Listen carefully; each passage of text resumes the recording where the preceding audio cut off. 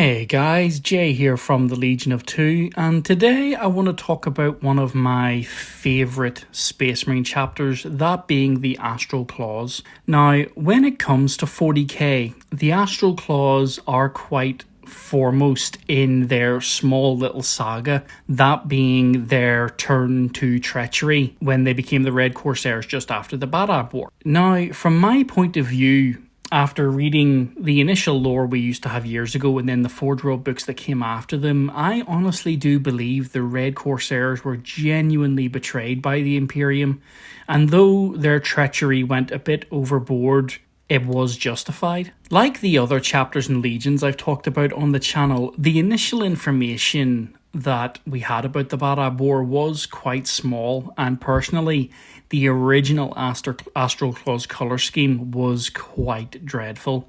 But this did change, however, when Forge World did release the two-part series in which they took the basic footnotes of the story and expanded it into quite a gripping, in-depth account of a Space Marine on Space Marine battle with updated characters, artwork and maps, chapter profiles and things like that. The Astral Claws were a highly decorated chapter of Space Marines, noted for their quite exemplary service to the point in which that their banner was kept on Holy Terra. They were granted the honour of being one of the chapters that was in charge of defending the Maelstrom, along with the Charnel Guard, the Lamenters and the Mantis Warriors.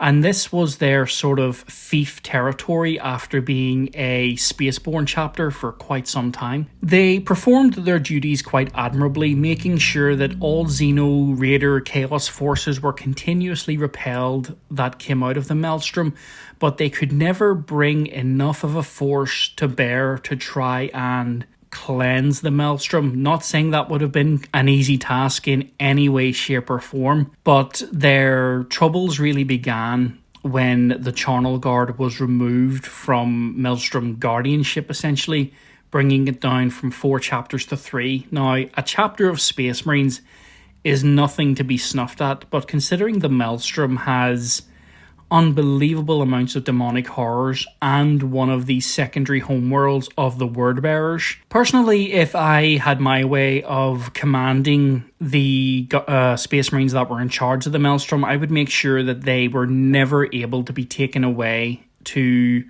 any other war footing short of a Black Crusade, and their only objective was to defend the Maelstrom.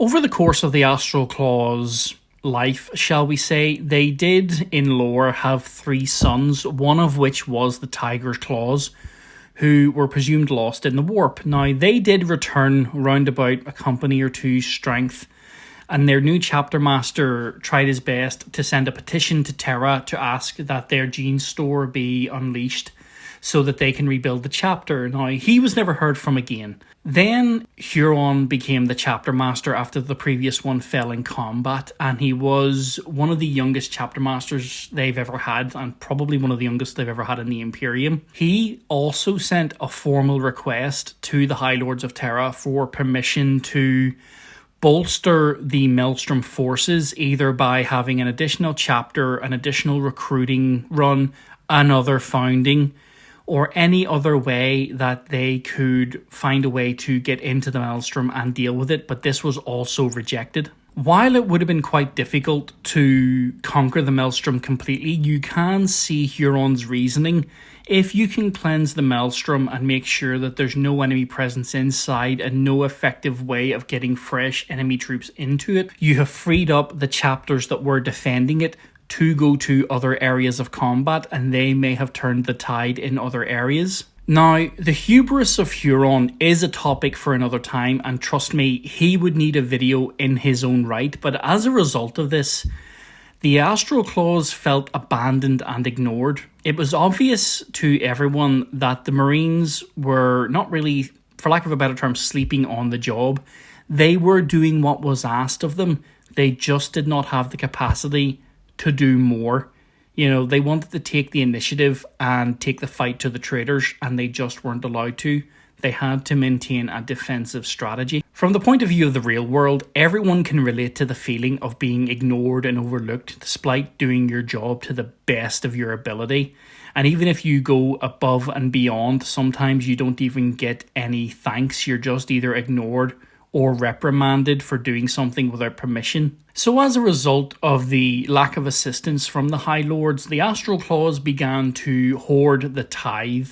This was not given to the Administratum for quite some time, to the point in which the worlds around Badab began to suffer. But within the chapter itself, the Astral Claws began to try and build their forces up. Though this resulted in the beginning of the Badab War because they failed to provide the tithe and attempted to secede from the Imperium, I personally find this completely justifiable. As I've said earlier on, they had legitimate reasons for not wanting to trust or follow the High Lord's orders. They believed that they were right. They believed that their plan to try and cleanse the Maelstrom, if they just had more troops, was sound. That's what I find interesting about the Astral Claws in this instance. When you look at the Heresy, for example, most of the traitor Primarchs fell because of underlying issues that made them truly human. And while some people can sympathize with them, sometimes I get a wee bit annoyed with the Primarchs because they're meant to be greater than they are. They know they're greater than they are, and yet they still fall to the smallest things. Whereas in this instance, it was legitimately lack of true assistance. You could argue it was obviously inevitable what was going to happen. Though they may deem themselves correct in their sense, seceding from the Imperium will do absolutely nothing but bring the Imperium down on your head. And in doing so, he brought 2 other chapters with him into this war. Even how the Astral Claws managed to hide their gene seed, I also find extremely interesting, because essentially they cooked the books in regards to how many Marines they had and dispersed the newer created Space Marines into the Tyrant's Legion, which was a sort of Badab PDF assistance force that specialized in supporting the baseline humans in the defense of the seceded territory of Badab. But I suppose in the end it's all up to interpretation. I personally believe they were betrayed because the Imperium believed that their forces were needed elsewhere for other battles that they maybe did not win in the end, compared to something they could have potentially won. We don't really know, but it is something that's nice to speculate about. Could the sufficient amount of troops provided help cleanse the Maelstrom? Would it have been just a waste and 4 chapters would have been completely destroyed and then the Badab sector would have been overrun by traitors? Would it have been something where Huron would have fell when he went into the Maelstrom because the seed of hubris that he had, that little spark of I'm brilliant because I planned all this, would actually be something that the Chaos Gods could really sink their teeth into? And for all we know, the Astral Claws becoming the Red Corsairs was inevitable. But instead of only 200 of them retreating when Badab fell, there could have potentially been thousands. Yes, the Red Corsairs now do number thousands, if not tens of thousands of troops, but as their influx troops, these guys would be true Badabian Astral Claws. For anybody who has not read the Forge World books, I would highly recommend them. That is a beautiful set of books that has so much rich lore that it almost makes me yearn for the days when Forge World still did these books. Unfortunately, they haven't done one for a while, but with any luck, we'll see one again in the future. So with that, guys, I'd like your thoughts. Did you think the Astral Claws was justified? Did you believe they weren't? Was it inevitable? Was it not? Leave a comment down in the comment section below, and as usual, please like, subscribe, and do all that stuff. Thank you now. Bye-bye.